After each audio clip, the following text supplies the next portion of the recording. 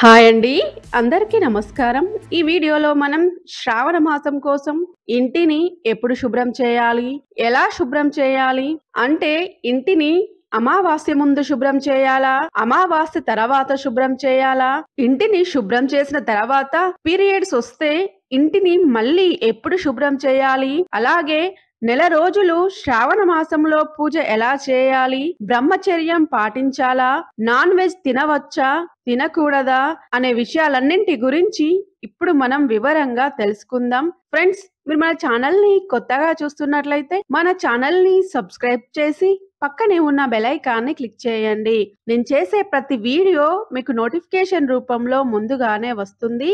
ఈ శ్రావణ మాసంలో వ్రతాలు, నోములు, పూజలు చేయడం వల్ల తమ ఇంటి సభ్యులు ఎప్పుడు కూడా ఆయురారోగ్యాలతో ఉంటారని, తమ భర్త యొక్క ఆయుష్ పెరుగుతుందని, అలాగే ఇంట్లో ఎలాంటి ఆర్థిక సమస్యలు, చికాకులు, గొడవలు లేకుండా ఎప్పుడూ సంతోషంగా ఉండాలని ప్రతి స్త్రీలు తప్పకుండా వ్రతాలు, నోములు చేస్తూ ఉంటారు. అయితే ఇంతటి విశేషమైన శ్రావణ మాసం వస్తుంది అనగానే ఇంటిని, పూజా మందిరాన్ని శుభ్రం చేసుకొని ఉంటేనే ఆ లక్ష్మీ అమ్మవారు మన ఇంట్లోకి వస్తుందండి. మరి ఇంటిని ఎప్పుడు శుభ్రం చేయాలో చెప్తానండి. ముందుగా మనం శ్రావణ మాసం ఎప్పుడు ప్రారంభమవుతుంది, ఎప్పుడు ఎండ్ అవుతుందో తెలుసుకుందాం. ఈ 2024 సంవత్సరంలో శ్రావణ మాసం ఆగస్టు 5 సోమవారం నుండి సెప్టెంబర్ 3 మంగళవారంతో పూర్తవుతుందండి. ఈ నెల రోజులు కూడా మీ శక్తి కొలది భక్తి శ్రద్ధలతో ఎవరైతే పూజలు చేస్తారో వారికి అమ్మవారి కటాక్షం తప్పకుండా కలుగుతుందండి. మరి మన ఇంటిని ఎప్పుడు శుభ్రం చేసుకోవాలి అని అంటే మనకి శ్రావణ మాసం ఆగస్టు 5 సోమవారం నుండి స్టార్ట్ అవుతుంది కాబట్టి దానికన్నా ముందే ఇంటిని శుభ్రం చేసుకోవాలి. అంటే సోమవారం ముందు రోజు 4వ తేదీన అమావాస్య అవుతుందండి. అమావాస్య రోజు అయితే ఇంటిని శుభ్రం చేసుకోకూడదు. అమావాస్య ముందు రోజు శనివారం ఆగస్టు 3వ తేదీ వస్తుంది. ఆ రోజు ఇంటిని అంతా శుభ్రం చేసుకోవచ్చండి. ఒక్క రోజు శుభ్రం చేసుకోవడం వీలు కాకపోతే జూలై 31 బుధవారము, ఆగస్టు 1 గురువారం రోజున శుభ్రం చేసుకోవచ్చండి. ఆగస్టు 2 శుక్రవారం రోజైతే ఎట్టి పరిస్థితుల్లో ఇంటిని గాని, పూజా మందిరాన్ని గాని, దేవుడి ఫోటోలని, విగ్రహాలని శుభ్రం చేయకూడదండి.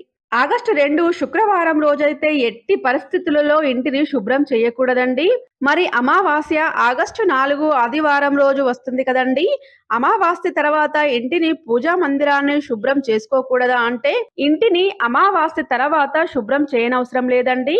అయితే కొందరు ప్రతి నెల అమావాస్య పూర్తయిన తర్వాత మరుసటి రోజు పాడ్యమి రోజున ఇంటిని శుభ్రం చేసి అలాగే పూజా మందిరాన్ని కూడా శుభ్రం చేసి దీపారాధన చేస్తుంటారు. అలాంటి వాళ్ళైతే ఆగస్టు 5 సోమవారం రోజునే ఇంటిని, దేవుడి ఫోటోలని, విగ్రహాలని శుభ్రం చేసుకోవచ్చండి.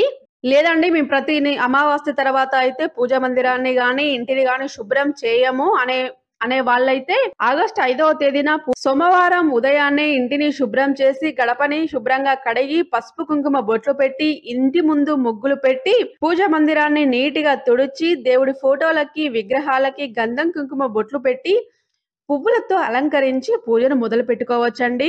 అయితే శ్రావణ మాసం కోసం ఇంటిని శుభ్రం చేసి 3 లేదా 4 రోజులు పూజ చేసిన తర్వాత పీరియడ్స్ టైం వస్తే మళ్ళీ ఇంటిని డీప్ క్లీనింగ్ చేయాలా అనే డౌట్ అయితే చాలా మందికి ఉంటుంది. అయితే ఇంటినంతా డీప్ క్లీనింగ్ చేయనవసరం లేదండి. 5 డేస్ తర్వాత ఇల్లంతా మాప్ పెట్టుకొని మీరు ముట్టుకున్న డ్రెస్లను, బెడ్షీట్స్ ని వాష్ చేసుకొని 6th డే నుండి పూజలు చేసుకోవచ్చండి. మనం పూజా రూమ్ లోకి వెళ్ళాం కాబట్టి పీరియడ్స్ పూర్తయిన తర్వాత పూజా మందిరంలో పసుపు నీటిని గాని, గంగా జలాన్ని గాని చల్లుకోవాలి. పూజా మందిరాన్ని శుద్ధి చేసుకోవచ్చండి. మనం ఎక్కువగా కిచెన్ లో గాని, బెడ్రూమ్ లో గాని తిరుగుతాము కాబట్టి వాటిని క్లీన్ చేసుకుంటే సరిపోతుందండి. గంగా జలం గాని, పసుపు నీటిని గాని ఇల్లంతా చల్లండి. తర్వాత మీరు పూజను చేసుకోవచ్చండి. తర్వాత ఈ శ్రావణ మాసంలో నెల రోజులు పూజ ఎలా చేయాలి అంటే నెల రోజులు కూడా పూజ చేయడానికి పెద్దగా గాబర పడనవసరం లేదండి. మీరు నిత్య దీపారాధన ఎలా చేసుకుంటారో అలానే చేయండి. ప్రతిరోజు తలంటూ స్నానం అయితే చేయనవసరం లేదండి. ప్రతిరోజు తలస్నానం చేయకపోయినా కూడా పూజ చేయవచ్చండి. ముఖ్యంగా పూజా మందిరంలో నిన్న పెట్టిన పువ్వులు తీసి కుందులను శుభ్రం చేసి మళ్ళీ అలంకరించి దీపారాధన చేయండి. మీకొచ్చిన మంత్రాలు, అష్టోత్తరాలను చదువుతూ పూజ చేయండి. మంత్రాలు రాని వాళ్ళు శ్రీ మాత్రే నమః, ఓం శ్రీ లక్ష్మీదేవియై నమః అనే మంత్రాలను చదువుకున్నా చాలండి. అమ్మ తప్పకుండా మిమ్మలను అనుగ్రహిస్తుంది. తర్వాత అమ్మవారికి ఏదో ఒక నైవేద్యం పెట్టి, అంటే పాలు గాని, పండ్లు గాని, కనీసం బెల్లం ముక్కనైనా పెట్టి అమ్మవారిని భక్తితో పూజించండి. అమ్మవారి అనుగ్రహం అయితే తప్పకుండా కలుగుతుంది. ఇలా నెల రోజులు పూజ చేసుకోవచ్చండి.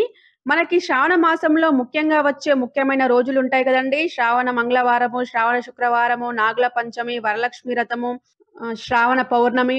ఈ రోజుల్లో అయితే కొద్దిగా క్లుప్తంగా పూజ చేయండి. మరి ఆ రోజుల్లో పూజ ఎలా చేయాలనే వీడియోస్ కూడా మన ఛానల్లో ఉన్నాయండి. లింక్స్ అన్ని కింద డిస్క్రిప్షన్ బాక్స్ లో ఇస్తానండి.